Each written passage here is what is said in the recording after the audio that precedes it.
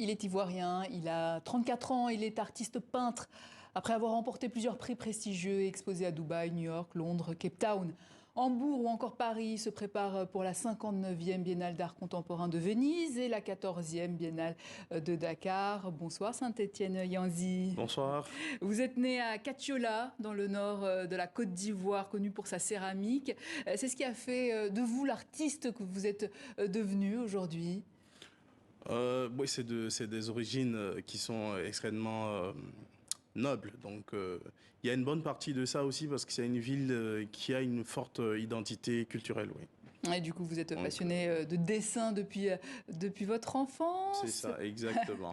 Vous avez intégré l'École nationale des beaux-arts d'Abidjan, C'est ça. d'où vous sortez major de promotion en 2012. Vous avez fait Exact. depuis de la question identitaire votre cheval de bataille. C'est ça. Pourquoi ce choix particulièrement?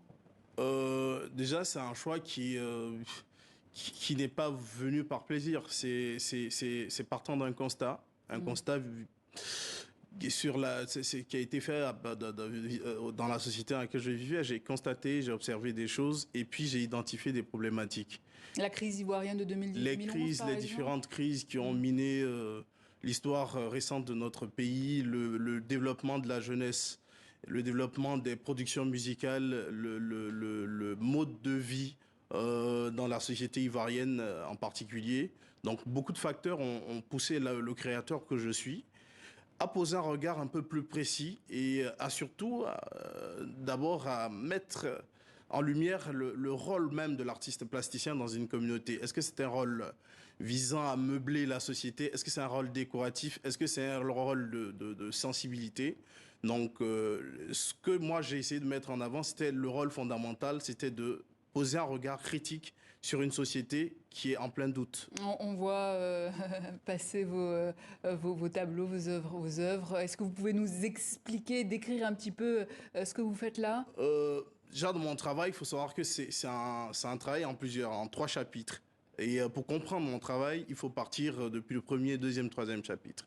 Donc, dans le premier chapitre, je pose un regard sur l'introspection. Donc, avec une collection dénommée Persona qui met en lumière l'homme face à lui-même et son développement personnel. Donc, sa psychologie interne.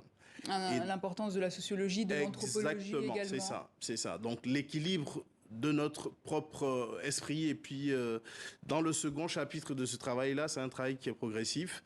Il y a un exercice sur la question de la communauté. Donc, dans la collection Projection, je mets l'homme dans la communauté et l'influence de la communauté sur son développement et son épanouissement.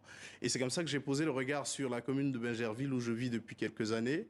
Et j'ai interrogé certains phénomènes identitaires qui étaient à mon humble avis, très très problématique parce que dans 20 ans, 30 ans, 40 ans, comme Cheikh Anta Diop le dit, il va falloir déterminer quel type de société on veut être. Par le truchement des influences, il y a des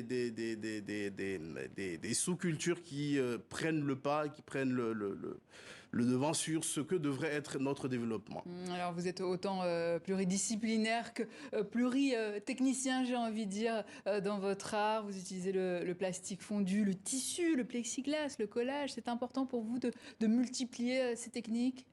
Oui, parce que je suis académicien à la base, donc j'ai étudié l'histoire de l'art, donc l'histoire de Van Gogh, de Rembrandt, de Jackson Pollock. Donc j'ai vu les engagements des artistes en fonction des communautés dans lesquelles ils évoluaient. Et avec Basquiat, il y a quelques années, donc j'ai aussi choisi, moi, de me positionner en fonction de toutes les aptitudes qu'on peut avoir. Un artiste peut très bien être un philosophe, un penseur, un psychosociologue. L'idée, c'est aujourd'hui de déterminer clairement quel peut être l'impact d'un créateur dans une société qui est en plein doute. Donc, j'ai choisi de faire une synthèse de toutes ces qualités, ces aptitudes-là. Pour moi, il n'y a pas de... Et c'est ça l'art contemporain. Pour moi, il n'y a pas de limite. Les barrières, elles sont tombées. Aujourd'hui, la question, c'est comment l'artiste prend place dans la société et comment son travail est au service de thématiques profondes et peut susciter et toucher les mentalités et les psychologies diverses. Voilà. Vous avez été sélectionné pour représenter la Côte d'Ivoire à la 59e Biennale d'art contemporain de Venise, bientôt également la 14e Biennale de Dakar. Qu'est-ce que ça représente pour vous, ces rencontres internationales? Déjà, la Biennale de Venise, c'est quand même une des plus vieilles institutions en la matière. 200 ans quand même, c'est pas mal. Et j'ai envie de dire que c'est un plaisir fou parce que c'est quand même le pavillon de la Côte d'Ivoire. C'est le pavillon d'un pays. Et je ne suis pas seul dans ce pavillon. Il y a de très très bons et grands artistes qui portent aussi un travail qui est très intéressant et qui représente manifestement l'identité culturelle de notre pays. Donc c'est ce que ça représente pour nous, ces événements. C'est le moyen pour nous de montrer le meilleur de notre société et de montrer aussi l'intérêt de nos gouvernements qui portent ces pavillons-là, qui portent justement ces projets-là à la face du monde.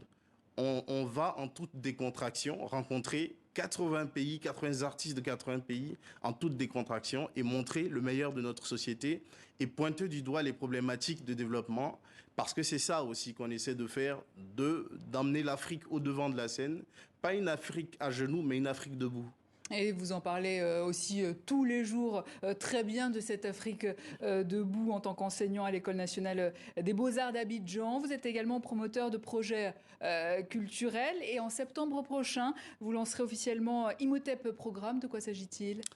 Et c'est tout l'intérêt pour moi de faire ce travail-là parce qu'un artiste aussi doit pouvoir, au-delà de l'aspect esthétique, avoir un impact direct.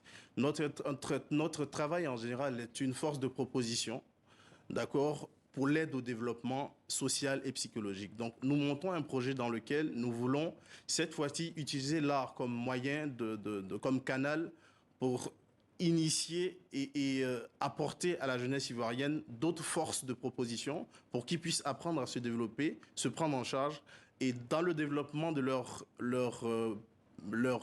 profession, qu'ils intègrent le développement de leur communauté aussi. Parce que nul ne peut se développer sans penser à sa communauté.